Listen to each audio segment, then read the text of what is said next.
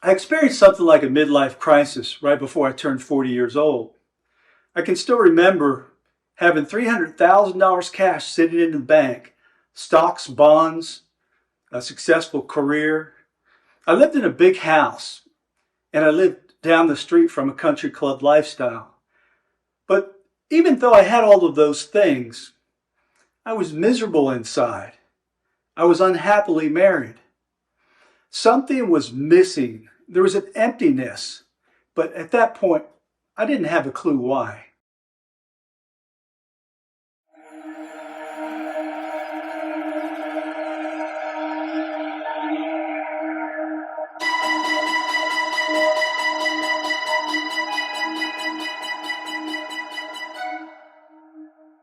My wife was beautiful, smart, ambitious. She had good morals. Together, we built this white stucco home right down the street from Great Hills Country Club in Austin, Texas. I wish I could tell you that this story ended happily ever after, but it didn't. You see, even though I had attended church when I was young, I didn't have a clue what it meant to be a Christian. I wasn't filled with God's Holy Spirit. I never even saw a Bible until after I turned 40 years old.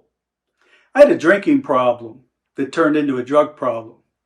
I had morals, but after I started making compromises, one by one I lost those morals. Suddenly I realized I was morally bankrupt. The weight that I started carrying on my shoulders from doing things that I knew I shouldn't do began to take its toll. It was like the devil turned around and tricked me.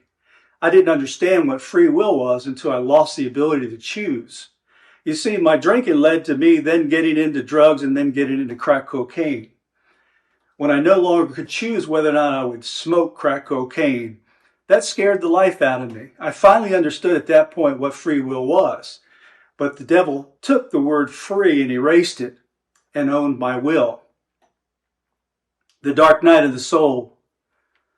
I remember clearly the bondage that I felt trapped under. The devil had convinced me that God didn't want to have anything to do with me. I wasn't sure God even existed.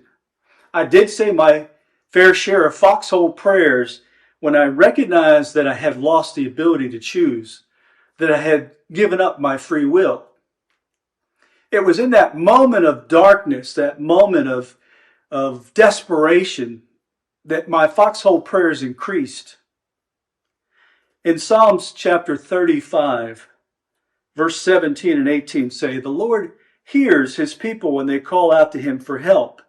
He rescues them from their troubles. The Lord is close to the brokenhearted. He rescues those whose spirits are crushed."